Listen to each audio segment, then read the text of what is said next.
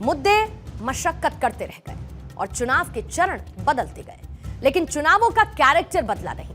खैर, पहले चरण के बाद से ही चुनावों का पारा चढ़ा है। भारत में किसी भी लोकसभा चुनाव का नतीजा अलग अलग राज्यों में हुए मुकाबलों के नतीजों को मिलाकर ही बनता है।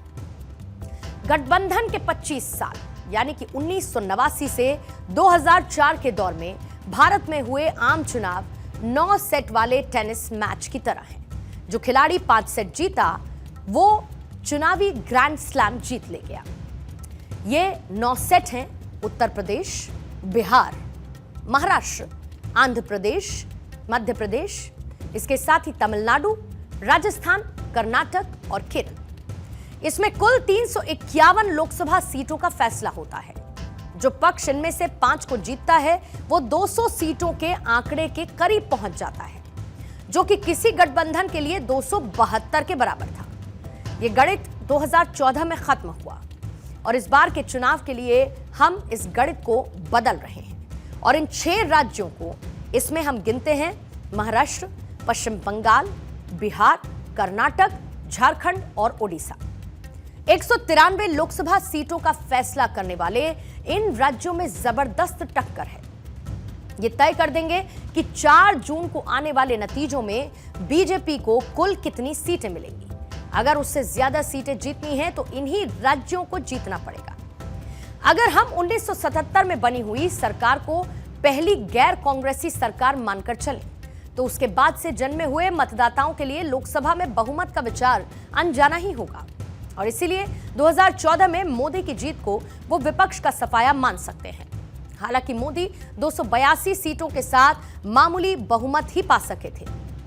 1969 में कांग्रेस के ओल्ड गार्ड से अलग होने के बाद इंदिरा गांधी तब की लोकसभा में 350 का आंकड़ा तो हासिल करती ही रही। 2019 में पुलवामा, बालाकोट के वजह से राष्ट्रवादी भावनाओं के उभार ने बीजेपी के वोट प्रतिशत में एक जबरदस्त अपवर्ड स्विंग दिया, लेकिन कुल सीटों की संख्या 20 बढ़कर 303 पर ही पहुंची। यह आंकड़ा कहता है कि किसी एक नेता को इतनी जबरदस्त लोकप्रियता के बावजूद भारत का चुनाव राज्य दर राज्य लड़ा जा रहा है। मोदी ने 12 राज्यों जैसे कि बिहार, मध्य प्रदेश, कर्नाटक, राजस्थान, गुजरात, महाराष्ट्र, उत्तर प्रदेश, छत्तीसगढ़, हरियाणा, असम, उत्तराखंड और हिमाचल, जिसकी 320 में से 278 सीटें जीती। लेकिन बाकी राज्यों में बड़ी जद्दोजहद के बावजूद वो 25 सीटें ही जीत पाई थी। उनकी पार्टी ने बंगाल और ओडिशा में अच्छा प्रदर्शन किया, लेकिन वहां के अग्रणी दलों से बहुत पीछे रही। इसका अर्थ यह हुआ कि बाकी सीटों पर बीजेपी का स्ट्राइक रेट लगभग 1/4 है। तो अगर ये 224 सीटें फिर इस बार वो जीतती है तो 370 के आंकड़े तक कैसे पहुंचेगी। इसके लिए बाकी 319 सीटों में से करीब आधी यानी कि 50% जीतनी होगी।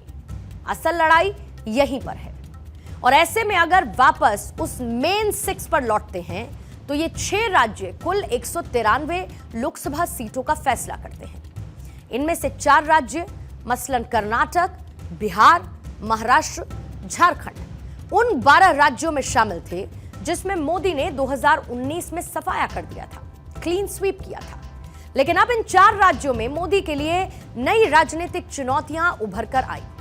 बाकी 2 राज्य बंगाल और ओडिशा उन्हें पहले की ही तरह से चुनौती दे चुके हैं। इसके अलावा 100 और सीटें तमिलनाडु, आंध्र प्रदेश, तेलंगाना और केरल में ऐसी हैं जो कि बीजेपी की पहुंच से दूर हैं, यानी कि उनके लिए दूर की कौड़ी है।